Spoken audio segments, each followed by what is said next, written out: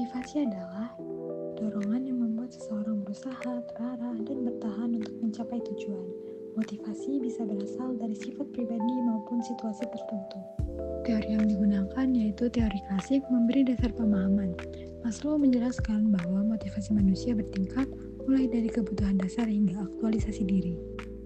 Herzberg menambahkan, kepuasan kerja dipengaruhi faktor intrinsik seperti pencapaian, sedangkan ketidakpuasan lebih banyak disebabkan faktor ekstrinsik seperti gaji dan kondisi kerja. McLellan kemudian mengidentifikasi 3 kebutuhan utama yaitu kebutuhan untuk berprestasi, berkuasa, dan berafiliasi. Selanjutnya, teori kontemporer memberi pandangan yang lebih modern. Self-determination theory menekankan bahwa motivasi lebih kuat jika lahir dari pilihan pribadi, didukung oleh kebutuhan akan kebebasan, kemampuan, dan hubungan positif. Regulatory focus theory membedakan 2 gaya motivasi, yaitu promotion focus yang berorientasi pada pencapaian dan prevention focus yang berorientasi pada keamanan. Sementara itu, job engagement menyoroti pentingnya keterlibatan penuh karyawan secara fisik, kognitif, dan emosional, yang terbukti meningkatkan kinerja dan dedikasi. Selanjutnya, saya akan menjelaskan beberapa teori motivasi kontemporer. Yang pertama ada teori penentuan diri, yang menekankan bahwa motivasi terbaik muncul ketika seseorang merasa memiliki kebebasan untuk memilih, merasa mampu, dan memiliki hubungan positif dengan orang lain. Jika 3 kebutuhan dasar ini terpenuhi, yaitu kebebasan, kompetensi, dan keterhubungan, maka motivasi kerja akan meningkat. Yang kedua ada teori fokus regulasi, yang membedakan antara fokus pada promosi, yaitu berorientasi pada pencapaian dan inovasi, dengan fokus pada pencegahan, yaitu berorientasi pada kewajiban dan menghindari kegagalan. Keduanya bisa efektif, tergantung situasi kerja dan gaya kepemimpinan atasan. Lalu yang ketiga ada konsep keterlibatan kerja. Ini menggambarkan sejauh mana karyawan keterlibat secara fisik, kognitif, dan emosional dalam pekerjaannya. Jika keterlibatan tinggi, maka kinerja, kreativitas, dan loyalitas karyawan juga cenderung meningkat. Selain itu, teori lain yang juga penting adalah teori penguatan, yang menekankan bahwa perilaku dipengaruhi oleh konsekuensi, baik berupa penghargaan maupun hukuman. Serta teori pembelajaran sosial, yang menyatakan bahwa kita dari mengamati orang lain. Kesimpulannya, teori-teori ini menekankan bahwa motivasi tidak hanya berasal dari faktor dalam diri, tetapi juga dari konteks pekerjaan, lingkungan, dan hubungan sosial di tempat kerja. Yang selanjutnya yaitu ada konflik tujuan atau goal konflik. Teori ini terjadi saat seseorang atau organisasi punya 2 atau lebih tujuan yang saling bertentangan. Yang selanjutnya yaitu implementing goal setting. Perusahaan punya peran penting dalam menentukan target organisasi. Yang pertama, membuat target sangat ambisius, dan yang kedua yaitu menuntut performa tinggi. Yang terakhir yaitu goal setting and ethics, yaitu hubungan antara penetapan tujuan dan etika yang cukup kompleks. Misalnya membenarkan apa yang kita lakukan meskipun itu tidak etis. Materi selanjutnya yaitu teori efikasi diri. Efikasi diri mengacu pada keyakinan individu untuk melakukan suatu tugas. Meningkatkan self-efikasi yaitu dengan cara menggabungkan goal setting teori dan self-efikasi teori. The Pygmalion Effect adalah meyakini sesuatu dapat membuatnya menjadi kenyataan. Materi selanjutnya yaitu keadilan organisasional. Yang pertama yaitu teori keadilan. Menurut teori ini adalah karyawan membandingkan apa yang mereka dapatkan dengan apa yang mereka berikan untuk pekerjaan mereka. Yang kedua yaitu keadilan distributif. Keadilan ini berhubungan dengan keadilan atas hasil yang diterima karyawan. Yang ketiga yaitu keadilan prosedural. Keadilan prosedural adalah kepedulian karyawan tentang bagaimana hasil dari pekerjaan mereka didistribusikan. Yang terakhir yaitu keadilan interaksional adalah keadilan yang berhubungan dengan cara mereka diperlakukan selama mereka berinteraksi dengan orang lain. Dampak keadilan di tempat kerja. Ketika karyawan diperlakukan adil, kinerjanya meningkat. Muncul perilaku positif seperti membantu rekan kerja, kesejahteraan psikologis yang lebih baik, dan kepercayaan pada organisasi semakin kuat.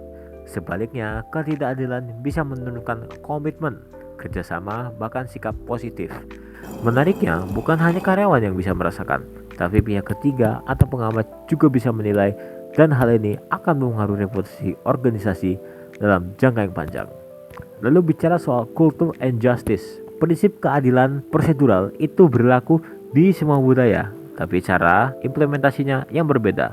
Misalnya, budaya individualis lebih menekankan keadilan distribusi, sementara budaya kolektivis dan yang power distance tinggi punya preferensi yang lain. Jadi manajer harus peka terhadap nilai budaya ini. Kemudian dari sisi integrasi teori motivasi, kita bisa melihat bahwa motivasi terbentuk dari interaksi antara upaya individu, kinerja, reward, dan tujuan pribadi. Faktor-faktor seperti kesempatan, kemampuan, evolusi kerja, kebutuhan dominan, dan keadaan organisasi sangat berpengaruh. High achiever biasanya termotivasi oleh tanggung jawab, feedback, dan tujuan yang menantang. Reinforcement dan keadilan yang kuat di organisasi akan memperkuat motivasi ini. Kesimpulannya, motivasi itu hasil interaksi kebutuhan individu dengan tujuan yang ingin dicapai, serta persepsi terhadap keadilan dan peluang berhasil. Jadi keadilan bukan hanya soal etika, tapi juga soal kunci menjaga kinerja dan reputasi organisasi.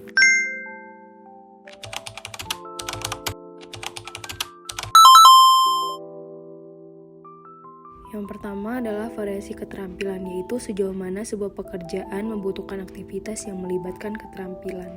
Yang kedua adalah identitas tugas, yaitu sejauh mana pekerjaan memerlukan penyelesaian yang dapat diidentifikasi dengan jelas.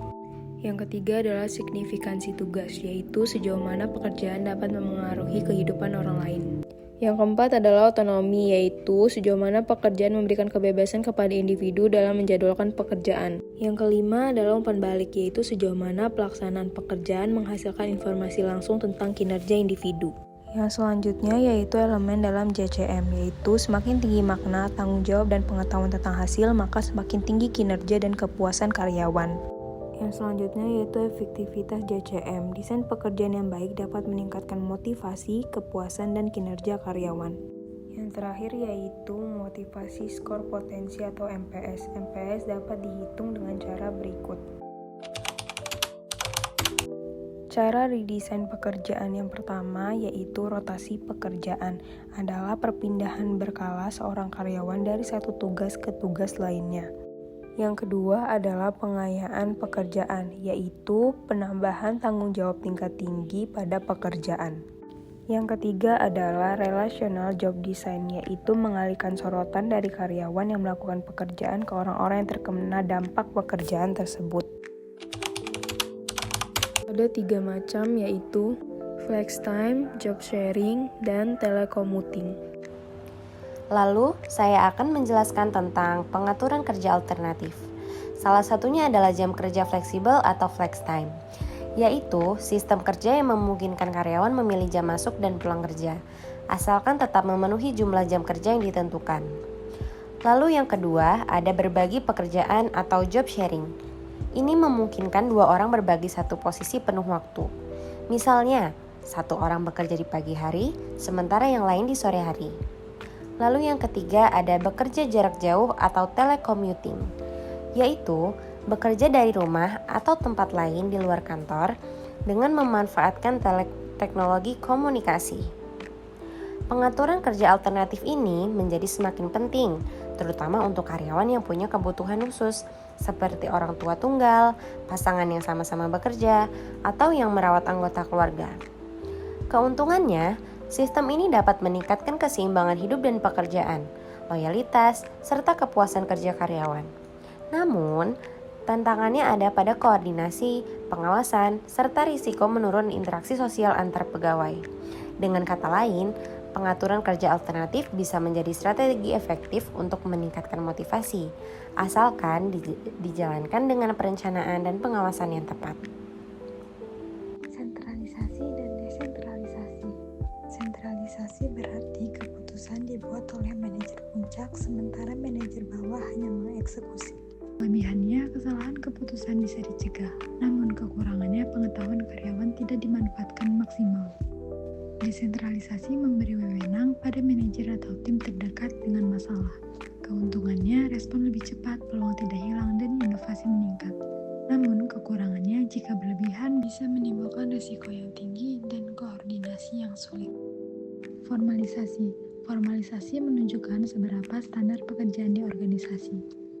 Formalitas tinggi membuat prosedur jelas, hasil konsisten, dan mengurangi konflik, tapi fleksibilitas berkurang. Formalitas rendah memberi kebebasan lebih, cocok untuk pekerjaan kreatif atau sales. Formalisasi membantu kolaborasi, mencegah kesalahpahaman, dan stabilitas organisasi. Dan yang terakhir ada rentang batas. Ini membahas hubungan di luar struktur formal. Dengan adanya rentang batas yang baik, koordinasi lintas kelompok meningkat, pengetahuan dan kreativitas berkembang, serta pengambilan keputusan lebih efektif. Namun, informasi sensitif bisa bocor jika karyawan pindah ke kompetitor. Ada beberapa cara untuk memotivasi karyawan. Salah satunya dengan menggunakan tunjangan fleksibel, yaitu paket tunjangan yang bisa disesuaikan dengan kebutuhan individu. Misalnya asuransi, kesehatan, cuti, pensiun, atau bantuan pendidikan. Keuntungannya jelas, meningkatkan retensi, kepuasan, produktivitas, dan rasa keadilan karena lebih personal. Tapi kelemahannya, biaya administrasi yang tinggi, dampaknya sulit untuk diukur, dan tetap tidak bisa menggantikan motivasi gaji yang besar. Selain itu, ada juga imbalan intrinsik, seperti pengakuan dan kepuasan pribadi. Program penghargaan, contohnya Employee of the Month, terbukti meningkatkan semangat dan loyalitas. Data menunjukkan ada 68% organisasi melihat program ini berdampak positif pada retensi dan 42% pada rekrutmen. Keuntungannya meningkatkan self-esteem, job satisfaction, dan biayanya rendah. Namun jika tidak adil bisa menimbulkan favoritisme dan justru demotivasi. Kesimpulannya, motivasi efektif muncul jika organisasi mampu menyeimbangkan tunjangan yang adil, imbalan non-finansial, serta pekerjaan yang bermakna dan partisipatif. Struktur organisasional adalah bagaimana tugas dibagi, dikelompokkan, dan dikoordinasikan dalam organisasi. Struktur ini penting karena mendukung strategi, mengontrol perilaku, tapi juga bisa jadi penghambat bila salah desain. Ada beberapa elemen utama seperti work specialization, departmentalization, chain of command, span of control, centralization, decentralization, formalization, dan boundary spanning. Misalnya, work specialization membagi pekerjaan jadi tugas kecil agar efisien, tapi kalau berlebihan bisa menimbulkan kebosanan. Departmentalization mengelompokkan pekerjaan bisa berdasarkan fungsi, produk, wilayah, proses, atau pelanggan. Tujuannya agar koordinasi lebih jelas, meski kadang menimbulkan duplikasi biaya. Lalu, chain of command menekankan siapa melapor ke siapa dengan prinsip unity of command. Ini membuat koordinasi rapi, tapi bisa memperlambat keputusan. Sedangkan span of control menentukan beberapa orang DOC manager. Span sempit memberikan kontrol ketat tapi mahal. Sementara span luas lebih efisien tapi beresiko kurang pengawasan. Kesimpulannya, struktur organisasi harus dirancang seimbang agar strategi berjalan efisien, tercapai, tapi motivasi dan kreativitas tetap terjaga. Menentukan gaji karyawan itu penting karena memengaruhi motivasi, kepuasan, produktivitas, dan loyalitas. Perusahaan harus menyeimbangkan nilai pekerjaan di organisasi dengan standar pasar. Misalnya, perusahaan yang membayar lebih tinggi seperti Costco cenderung punya karyawan puas dan setia, sementara yang membayar lebih rendah seperti Walmart mungkin hemat biaya tapi risiko karyawan keluar lebih besar. Selain gaji pokok, karyawan bisa dihargai lewat program pembayaran variabel yang memberi penghargaan berdasarkan kinerja. Contohnya, pertama, pay for performance atau P4P, membayar sesuai hasil kerja, bisa meningkatkan kinerja tapi tergantung budaya perusahaan dan persepsi keadilan. Yang kedua, kerahasiaan atau keterbukaan gaji. Rahasia gaji bisa menurunkan motivasi. Keterbukaan penuh bisa menimbulkan kecemburuan. Kuncinya adalah persepsi keadilan. Beberapa jenis pembayaran variabel. Base rate pay, yaitu bayar pada unit output, meningkatkan produktivitas tapi tidak cocok untuk semua pekerjaan.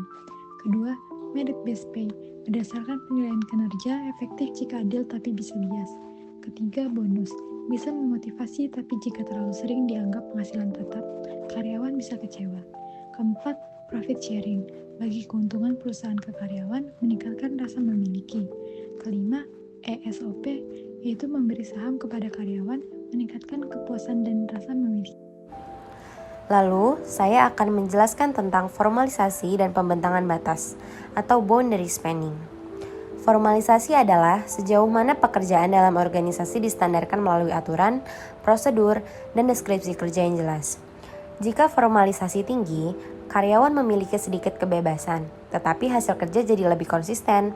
Sebaliknya, jika formalisasi rendah, pekerjaan lebih fleksibel. Contohnya pada pekerjaan sales yang menyesuaikan presentasi dengan klien. Keuntungannya, formalisasi bisa mengurangi ketidakadilan, memperjelas tugas, dan mencegah karyawan keluar. Tetapi kekurangannya, terlalu banyak aturan bisa menghambat fleksibilitas, terutama di organisasi yang membutuhkan inovasi. Selanjutnya, ada pembentangan batas, yaitu aktivitas membangun hubungan di luar kelompok formal dalam organisasi. Hal ini penting karena bisa meningkatkan kreativitas, berbagi informasi, serta mempercepat pengambilan keputusan. Contohnya, hubungan seseorang tenaga penjual dengan klien sering kali lebih kuat daripada hubungan formal dalam organisasi. Namun, pembentangan batas juga punya risiko, misalnya kebocoran informasi ketika karyawan pindah ke kompetitor. Jadi, formalisasi memberi struktur dan keteraturan, sementara pembentangan batas memberi fleksibilitas dan inovasi. Keduanya perlu diseimbangkan sesuai kebutuhan organisasi. Yang selanjutnya yaitu ukuran organisasi. Organisasi besar cenderung memiliki lebih banyak spesialisasi dan departementalisasi dibandingkan organisasi kecil. Yang selanjutnya yaitu teknologi. Teknologi menggambarkan cara suatu organisasi mentransfer input menjadi output. Yang selanjutnya yaitu lingkungan. Terdapat 3 dimensi lingkungan yaitu: yang pertama adalah kapasitas. Ini mengacu pada sejauh mana lingkungan dapat mendukung pertumbuhan. Yang kedua adalah kompleksitas, yaitu tingkat heterogenitas dan konsentrasi di antara elemen-elemen lingkungan. Yang ketiga adalah volatilitas, yaitu menggambarkan tingkat ketidakstabilan dalam lingkungan. Yang selanjutnya yaitu institusi. Ini adalah faktor budaya yang bertindak sebagai pedoman perilaku yang sesuai. Yang terakhir adalah desain organisasi dan perilaku karyawan. Ini memiliki 4 dimensi, yaitu: yang pertama adalah rentang kendali. Rentang kendali yang luas dapat menyebabkan kinerja karyawan yang lebih tinggi karena memberikan pengawasan yang lebih longgar. Yang kedua yaitu sentralisasi. Centralized organization atau organisasi terpusat memiliki tingkat otonomi yang lebih besar, namun sementara satu karyawan mungkin menghargai kebebasan.